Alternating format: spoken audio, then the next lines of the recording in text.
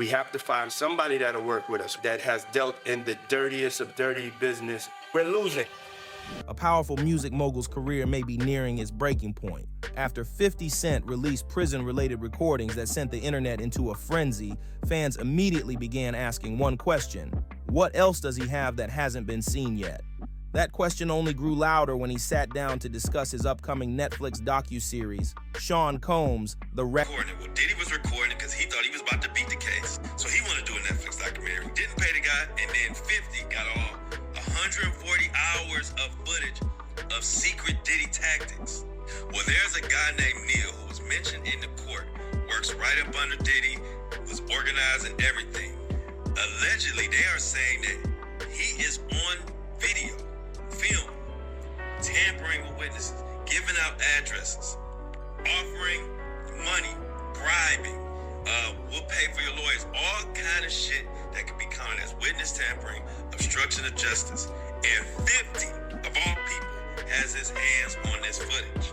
And I'm hearing that this could implicate Diddy's lawyers in some bullshit. They could be charged. This shit is getting wild.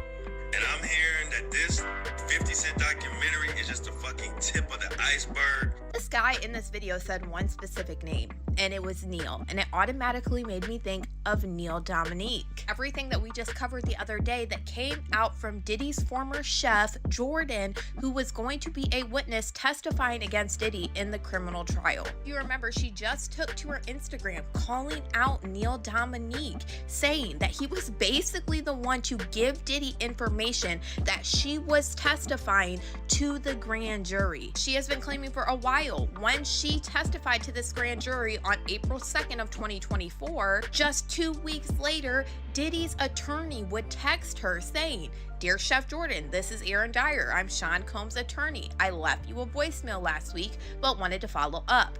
I have been told you have been contacted by law enforcement and might want an attorney to represent you." So that man in this video was basically saying that 50 Cent has video footage of Diddy talking to these people and setting this up to go after. During that conversation, 50 made something very clear. What the public has seen so far may only be the beginning. He strongly hinted that more recordings exist and that he plans to release additional footage publicly, possibly even on YouTube, and that wasn't the only bombshell. One of the most shocking claims to emerge after the interview was an allegation that the mogul attempted to intimidate or influence a juror. While these claims remain unproven, the internet quickly erupted with speculation and debate. Then came another jaw-dropping reveal. 50 openly stated that he possesses over 140 hours of footage. When people questioned him online, he doubled down, posting that yes, the footage exists. That alone stunned fans. But what came next raised even more eyebrows.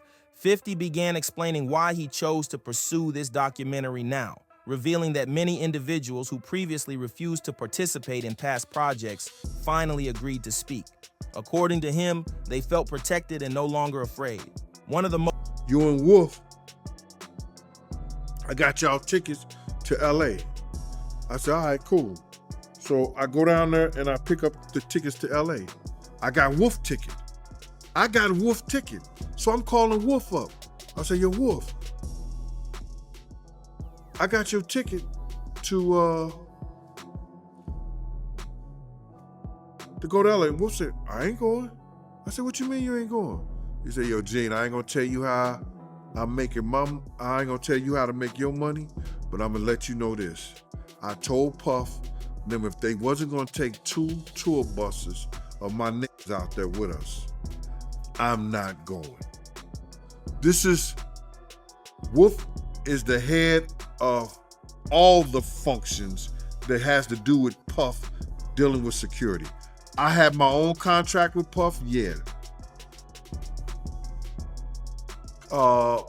Paul Alford ran Green Gate Security, which is the daily operations of Puff stuff. That's his house, his cars, his transportation.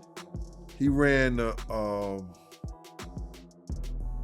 office, the bad boy office, the clothing, all that shit. He ran the daily operation with his security. Wolf is over whatever's happening with Puff. You understand? Wolf tells Puff and them and tell Kirksborough and them, no, if y'all not going out there right, nobody should go. Most intense moments, he said, was reviewing footage from the mogul's final days before arrest and indictment, describing the experience as explosive and deeply unsettling. For 50, this project wasn't about rumors, it was about receipts. He also addressed why many A-list figures connected to the inner circle have remained silent, suggesting years of quiet documentation and patience led to this exact moment. Behind the scenes, legal pushback reportedly followed. Statements were issued calling the documentary unlawful, and attempts were allegedly made to pressure Netflix. One notable omission Anywhere that had to do with California. And it wasn't because of the Jake situation. It was that he wanted to be safe, and the only way he felt safe if he was going out there with the dudes from his clique. And that was the Valley Mob. That's the only way. Wolf ended up losing his life behind Puff and his bullshit. And people they didn't even put that in the documentary. Wolf ended up losing his life behind Puff and his bullshit. And that bullshit was with BMF. That's a big segment in my book that I wrote that whole shit. I wrote a whole big situation in my book regarding that, Mighty. And I know you're doing this.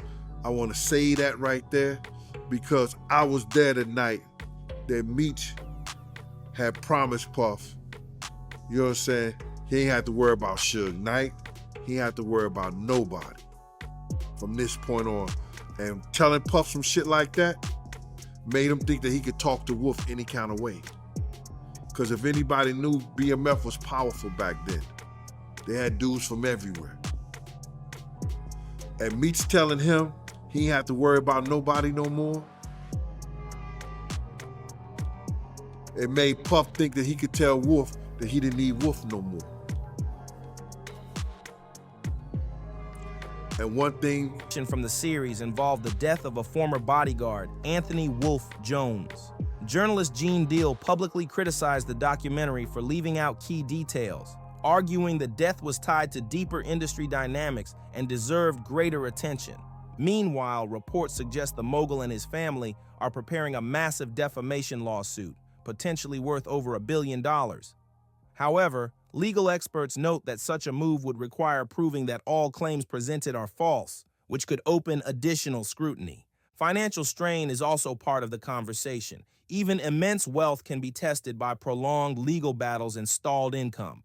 Another controversial issue raised involves recordings of private conversations with legal counsel, a move that, if true, could undermine attorney-client privilege. The docuseries also includes archival footage, audio interviews, and that she witnessed a gangbang, which actually we know it as called a train. And she worked on the album, The Train to Paris. And like I heard one of the YouTuber, Could Be Tistel, say that we didn't know what the train to Paris meant, but now we know that the train to Paris was a train in Scotland, according to Dawn. It wasn't a train in Paris, it was a train in Scotland.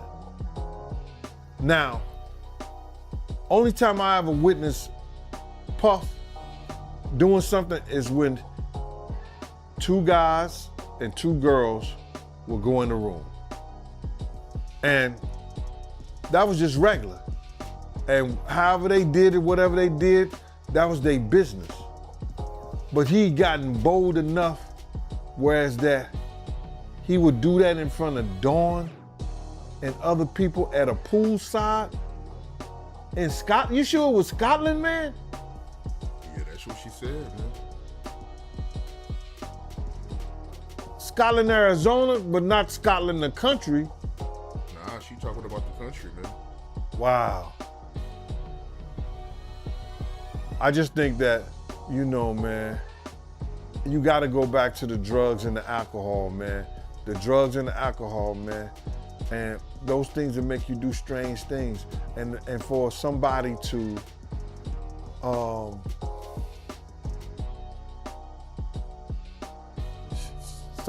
just to gang banging an assistant, she might have a lawsuit now too.